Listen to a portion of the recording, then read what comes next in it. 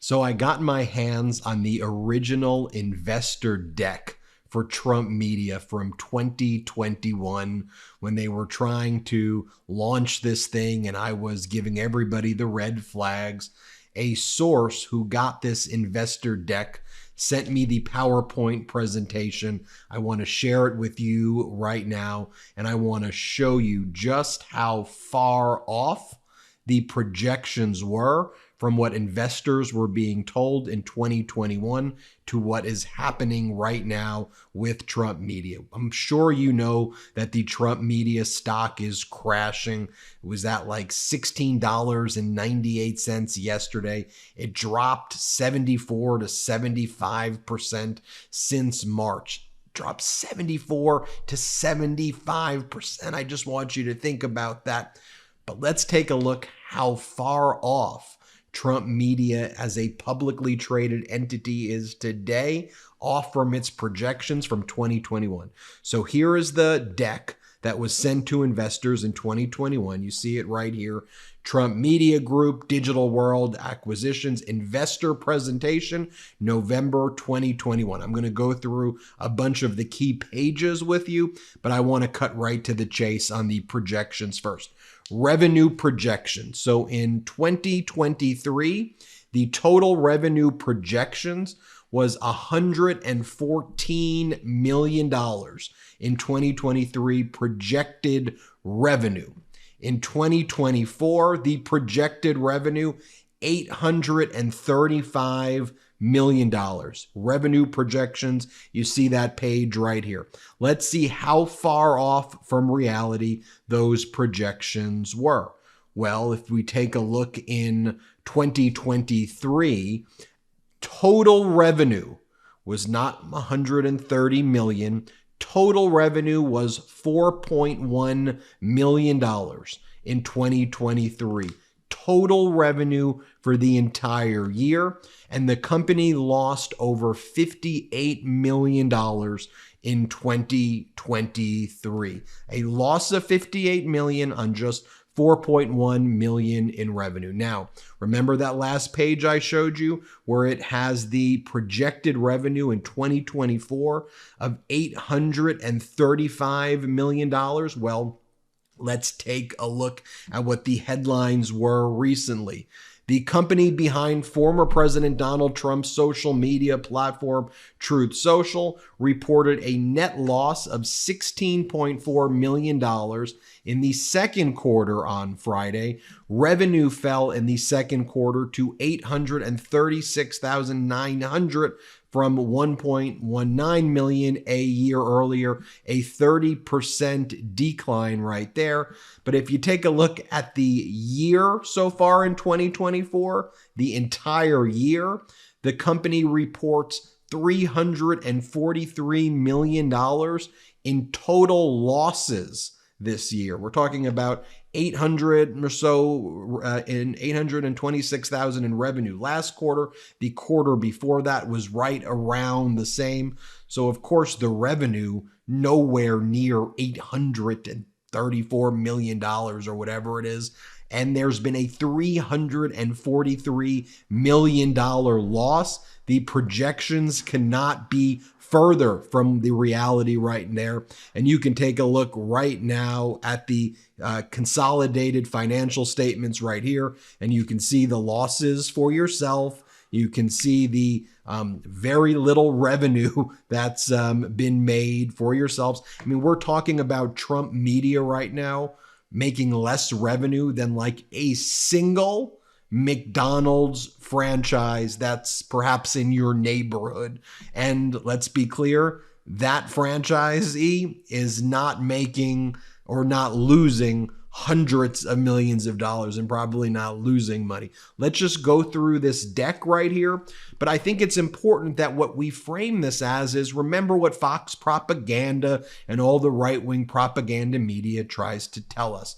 Their whole entire thesis for Donald Trump is he's a businessman and we need to run our country like a business, right? That's what they say. And then they interview people at the Trump events who parrot that propaganda like this. Let me just show you people at the event. Here, play this clip. We need the country to be run like a business.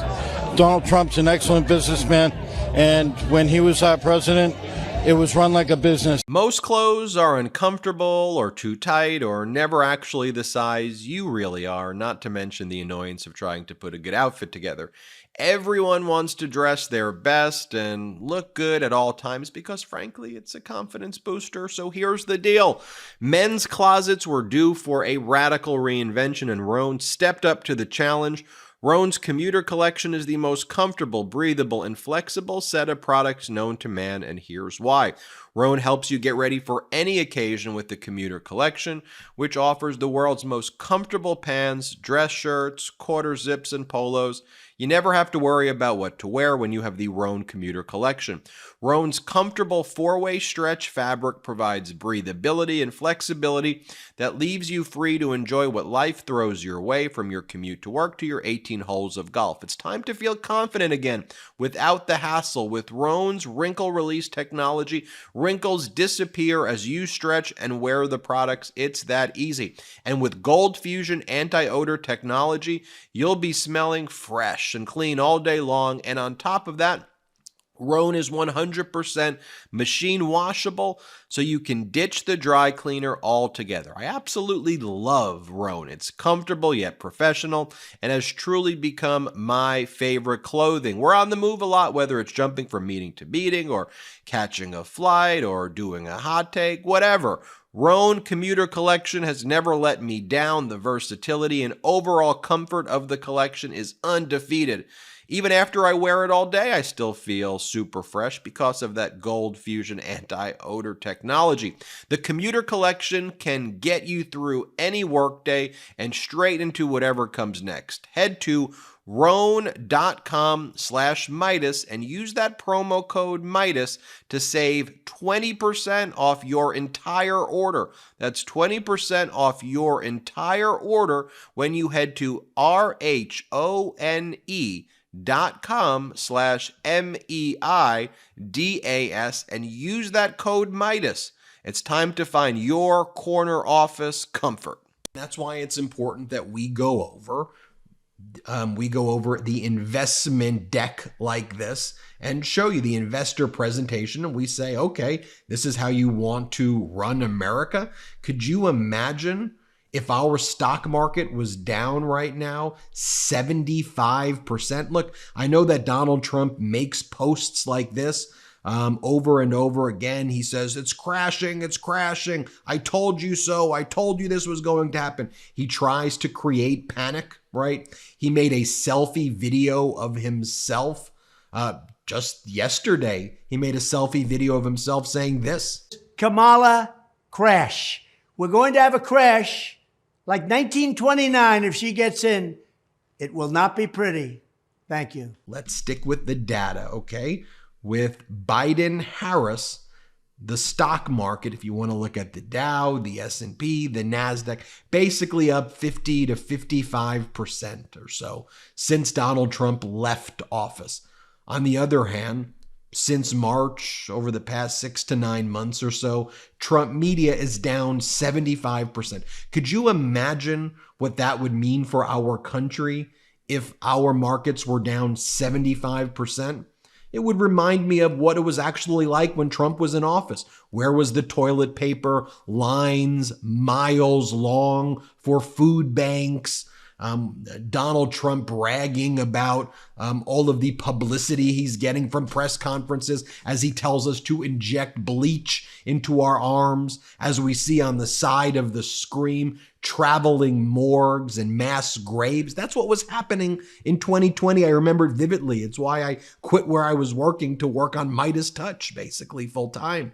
Okay, here's the investor presentation, Trump Media Group, Digital World Acquisition Corp. And the first page, you have the chairman and CEO, Patrick Orlando, is advertised to investors. Well, where's Patrick Orlando now? Well, in true Trump fashion, Patrick Orlando is suing Trump Media and he accused Trump media of engaging in corporate espionage to destroy him. Trump media suing him, lawsuits in Florida, lawsuits in Delaware, lawsuits everywhere. So see you later, Patrick Orlando. Also, Patrick Orlando and Digital World Acquisition Company had to admit that it was involved in financial misconduct with Trump media to the SEC for engaging in improper communications and had to pay a settlement.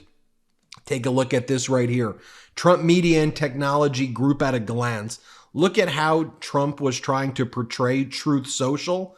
The comps, the comparisons were Netflix, Disney, and iHeart, and Twitter and Facebook.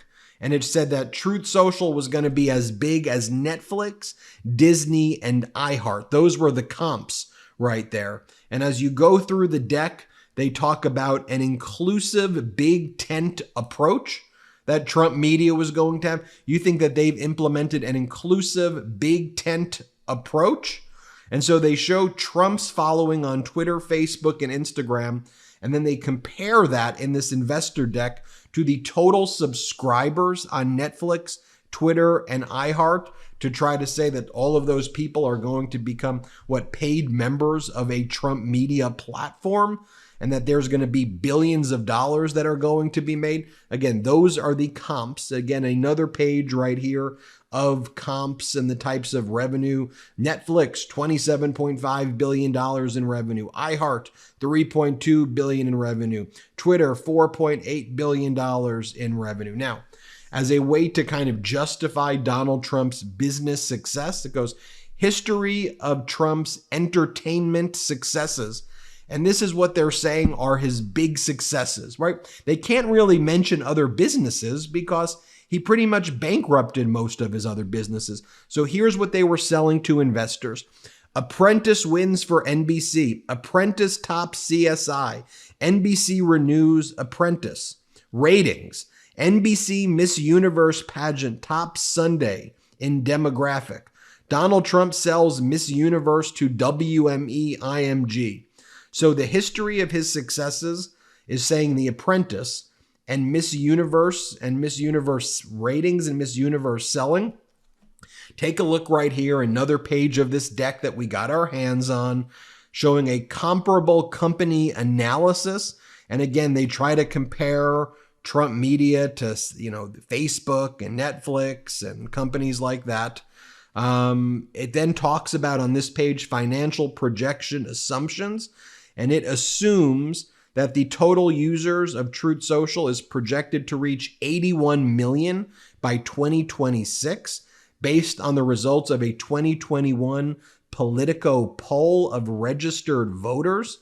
Well, I mean, that's why I say you really can't trust polls if that's actually what it said, because I don't even think they're getting close to, again, I have to go check it again. I don't think they're getting 10 million views, yet alone users in a 30-day period. The last time I think I looked at it, MeidasTouch YouTube was getting like 2 or 3 times as many viewers in 48 hours than Trump media in an entire month period was the last thing I saw right there. And then take a look at the pro forma revenue projections right there. And again, you see in 2023, $114 million in revenue, 2024, $835. Next year, 2025, the projection is $1.8 billion. And then 2026, they're estimating $3.6 billion. And as I told you, when you looked at it, they've lost about $340 million this year. And I don't think they've cleared $2 million in revenue this year. Now, one of the things that I was showing was Trump's own auditors warned that the losses raise substantial doubt about the ability of Trump media to even continue. Remember, over a year ago, I was going through the auditor's report. By the way, the auditor basically entered into an agreement with the SEC for engaging in fraud as well, and the auditor had to be replaced. But here's what the auditor report said. As discussed in Note 2 to the financial statements, The company's operating losses raise substantial doubt about its ability to continue as an ongoing concern. It says it right there that it's likely unable to continue as an ongoing concern. And now, when you want to add to this, you have Donald Trump bringing in a MAGA Republican, Devin Nunes, and then he's doing what these MAGAs do, blaming other people. I'm demanding that the MAGAs in the House of Representatives, that they look into this. There's a lot of suspicious things. Remember a while back when Devin Nunes said that? By the way, Devin Nunes, it appears, has been dumping his stock to try to cash in as well. Here's what Trump Media CEO Devin Nunes said, that there needs to be congressional investigation. He said this a few months back, which I was saying, hello, another red flag about where this is going. Play this clip. You know, I spent my career in Washington doing some of the most complicated investigations that there's ever been in Washington, some of the biggest scandals that there were. And so if people are screwing with this stock, we're not playing games with them. We're going to find out, because, you know, we know that with our retail shareholder base, we're not stupid here. We know that all the big banks in this country are not going to recommend our stock. They're not going to put it into their fund. So we're relying on retail investors to invest in the stock. That's okay. That's not a problem. But if the big banks and the trading companies don't actually have the shares to short, that's a big problem. So if they think they're going to screw with us and they think we're not going to figure it out, I got news for them. We're going to come after them. And, Amen. And this is what he said as well. Play this clip. Look, we're here to defend our retail shareholders. Like, I don't give a damn if Wall Street doesn't want to support us. In fact, we welcome it. But we have millions of retail shareholders, or we have millions of people around the globe, or in the United States. We have hundreds of thousands of retail shareholders. We don't have any institutions, zero Wall Street money. That's okay. But when you see irregular behavior occurring, where it looks like our retail shareholders could be taken advantage of, which is what many of our shareholders believe. And if they call me or they contact us, we have a responsibility to reach out to the NASDAQ to say, hey, we're seeing this. We're going to get to the bottom of it if there is. If there's not, the obvious response, if you think there's nothing wrong, you say there's nothing wrong. You don't go out and basically attack me personally. You basically just say, hey, there's nothing wrong. We'll love to work with you. And that's how it should be done. So since they're making the personal attacks, if we continue to show up on these lists and it appears like there's unusual activity, you can be damn sure that this investigation will continue. And that'll include, if we have to go to the Congress, if we have to take legal action, we will do whatever it takes to defend our retail investors. And what's at the heart of all of this, Chris? Remember at the beginning of the week, Joe Biden mentions Truth Social and our stock price. Isn't that weird? That happened at the beginning of the week. I saw that. Now, the last thing I want to show you again is if you went through the SEC disclosures by Trump Media, you would see that one of the required disclosures that Trump Media has to make is the bankruptcies that its founder had in the past. The SEC requires that for publicly traded companies. So here is the disclosure that had to be made. A number of companies that were associated with Trump have filed for bankruptcy. There can be no assurances that Trump Media will not also become bankrupt. This is from Trump's filing. Entities associated with Trump have filed for bankruptcy protection. The Trump Taj Mahal, which was built and owned by Trump, filed for Chapter 11 bankruptcy in 1991. The Trump Plaza, the Trump Castle, the Plaza Hotel, all owned by Trump at the time, filed for Chapter 11 in 1992. THCR, which was founded by Trump in 1995, filed for Chapter 11 in 2004. Trump Entertainment Resorts, the new name given to Trump Hotels and Casino Resorts after its 2004 bankruptcy, declared bankruptcy in 2009. While all of the foregoing are in different businesses than Trump Media, there can be no guarantee that Trump Media will exceed the performances of these entities. That went bankrupt. And then here's another disclosure that Donald Trump made. A number of companies that had license agreements with Trump have failed. There can be no assurance that Trump Media will not also fail. Trump Shuttle, launched by Trump in 1989, defaulted on its loans in 1990 and ceased to exist by 1992. Trump University, founded by Trump in 2005, ceased operation in 2011 amid lawsuits and investigations regarding the company's business practices. Trump Vodka, a brand of vodka produced by Drinks America under license from Trump, was introduced in 2005, discontinued in 2011. Trump Mortgage LLC, a financial services company founded by Trump in 2006, ceased operation in 2007. GoTrump.com, a travel site founded by Trump in 2006, ceased operation in 2007. Trump Steaks, a brand of steak and other meats founded by Trump in 2007, discontinued sales 2 months after its launch. While these businesses were in different industries than Trump Media, there can be no guarantee that Trump Media performance will exceed the performance of these entities. I just laid it out there for you, folks. That's Trump in his own words. You see what's happening to Trump Media.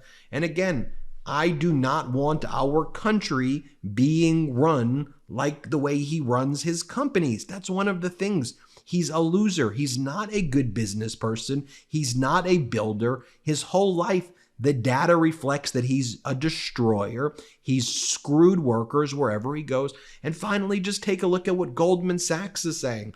Under Trump, our GDP would be in shambles, much lower than what it would be under Vice President Kamala Harris. Every single metric right now, economic-wise, our country is doing better. It's just the data. Lower unemployment, wages are up, job growth is up, energy independent for like the first time. Our economy is growing faster than any other G7 nation right now. Our inflation is more under control than any other G7 nation right now. And by the way, Trump was the one who added $8 billion of debt because he runs things like this. He runs things like a loser. And you see how he's doing it. Take all of that data. You can show this video to your MAGA friends or whoever, because I'm just going through the facts, folks. Hit subscribe. Let's get to 4 million together. Love this video? Make sure you stay up to date on the latest breaking news and all things Meidas by signing up to the MeidasTouch newsletter at MeidasTouch.com/newsletter.